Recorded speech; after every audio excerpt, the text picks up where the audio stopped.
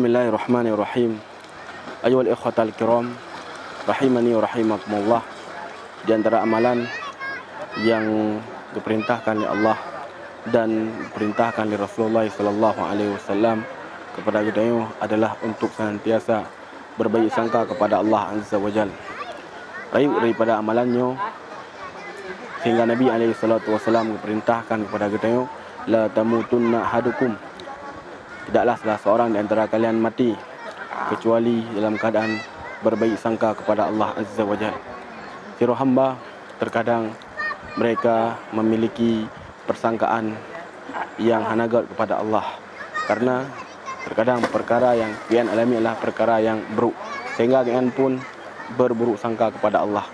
Padahal menyo tatim renungi, terkadang perkara yang tengok anggapnya adalah perkara yang hanagat, namun di dalamnya terdapat hikmah yang luar biasa yang Allah Azza wa Jalla ajarkan kepada kita. Disebutkan dalam sebuah asar yang sahih bahwasanya jamun tiro urang dari Baghdad yang berasal dari Bani Sa'ad. Urangnya merupakan salah satu bawahan dari Ubaidillah ibnu Ziyad. Ubaidillah ibnu Ziyad adalah urang Po Husain, cucu Rasulullah sallallahu alaihi wasallam. Disebutkan bahwasanya urang dari Bani Sa'adnya pernah pergi ucung rumah, kemudian rut dan patah kedua kaki kian. Tu salah satu ulama raib yang bernama Abu Qilabah. Abu Qilabah yang gebilah nasihat kepada orang yang berasal dari Bani Sa'adnya agar bersabar kepada Allah. Kemudian kepegah ahli Abu Qilabah nyo merupakan perkara yang god yang Allah Azza wa Jalla berikan kepada Ron. Maka orangnya pun ngekun kiban leh nebegahnya perkara god dalam keadaan kedua kaki lun patah sebagaimana akan kalian. Maka ngekun leh Abu Qilabah, sungguh dosa-dosa Ron lebih helu yang kali kena pegat dan Allah Azza wa Jalla ketuk.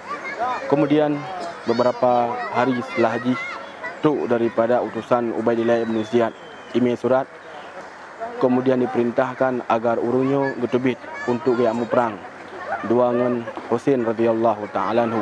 Maka gekun niba utusan Ubaidillah ibnu Ziyad pukah nan kalian kiban keadaan kedua kaki lun kiban lunjak lah debi untuk mu perang. Dalam keadaan melunjak mentang debi di remung hanjut, melunjak mentang dak pajuh makanan hanjut, patah daripada kedua kaki.